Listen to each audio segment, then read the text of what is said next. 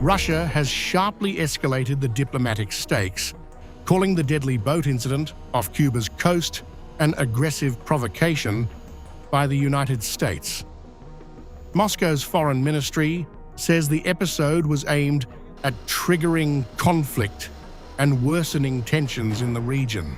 The Kremlin is now urging restraint from all sides as the situation continues to unfold.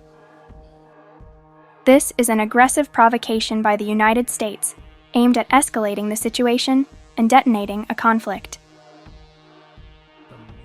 Kremlin spokesman Dmitry Peskov says Russia is calling for restraint around Cuba and insists Cuban border guards did what they had to do in the confrontation with the invading boat.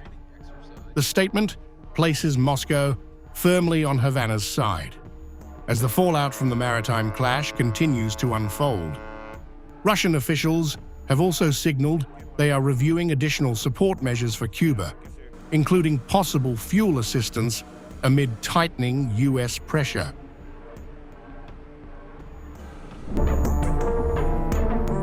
A rare and deadly shootout at sea is now threatening to explode into a fresh Cuba-U.S. confrontation.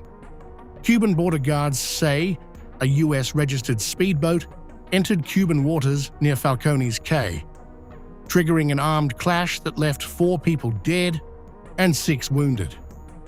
Havana claims the boat opened fire first.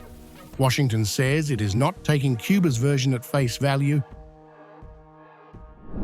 On Wednesday, the Ministry of the Interior reported an armed attack against a surface unit of the Border Patrol troops in the northeastern part of the El Pino Canal, Falcones Cay, Corralito Municipality, Villa Clara Province.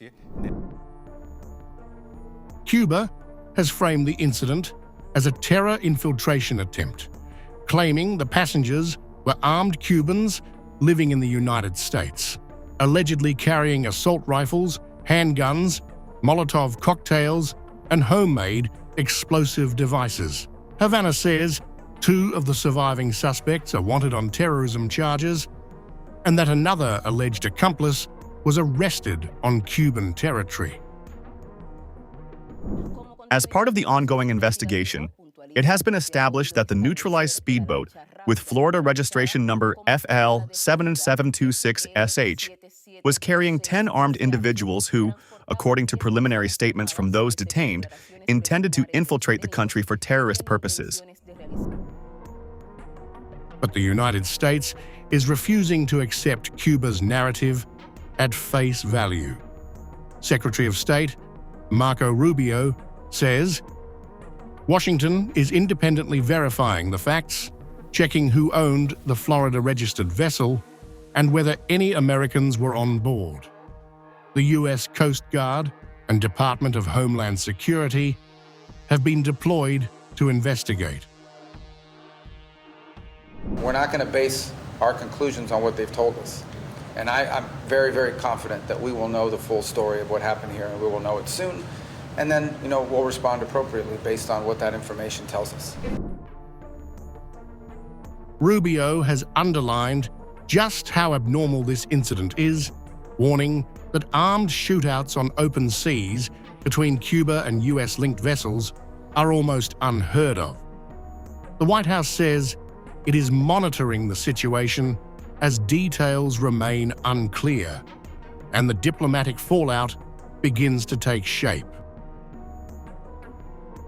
Suffice it to say, it is highly unusual to see shootouts in open sea like that.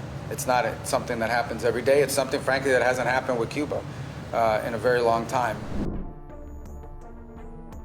The political backlash in Florida has been swift and furious.